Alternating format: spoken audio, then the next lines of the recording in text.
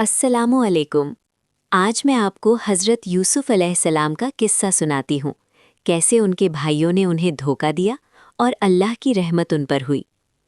हज़रत यूसुफ़ अलैहिस्सलाम एक बहुत नेक, खूबसूरत और अल्लाह की इबादत करने वाले बच्चे थे।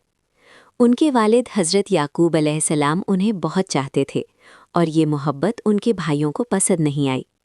भाइयों ने अपने दिल में हसद पैदा किया क्योंकि वो चाहते थे कि हज़रत यूसुफ़ अलैहिस्सलाम उनसे दूर हों और वालिद की मोहब्बत उन पर हो।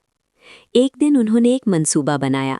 भाइयों ने हज़रत यूसुफ़ अलैहिस्सलाम को पहाड़ में डाल दिया और कहा कि वो जंगली जानवरों से महफूज नहीं रहेंगे। फिर एक काफ़िले वालों ने उन्हें मिस्र में बेच दिया, जहाँ हज़रत यूसुफ़ अलैहिस्सलाम को नए माहौल और इम्तिहानात का सामना करना पड़ा।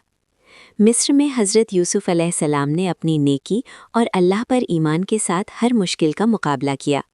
जब वो जवान हुए तो लोगों ने उन्हें झूठे इल्ज़ाम में कैद में डाल दिया, लेकिन हज़रत यूसुफ़ अलैहिस्सलाम का दिल अल्लाह पर भरोसे से भरा हुआ था और उन्होंने हर आजमाइश में सब्र किया। वक्त के साथ अल्लाह ने हज़रत यूसुफ़ अलैहिस्सलाम की ज़िंदगी बदल दी। उनकी हिकमत और सदाकत की वजह से मिस्र के लोग कहत और मुश्किल हालात में महफूज रह सके। हज़रत यूसुफ़ अलैहिस्सलाम ने अपने भाइयों को बख्श दिया और उनके दिलों में भी ईमान और तौबा पैदा की। ये किस्सा हमें सिखाता है कि हसद और धोखा वक्ती हैं, मगर ईमान और सब्र हमेशा बाकी रहता है। अल्लाह अपने नेक बंदों की हर हालत में मदद करता है, चाहे हालात कितने ही मुश्किल क्यों ना हों।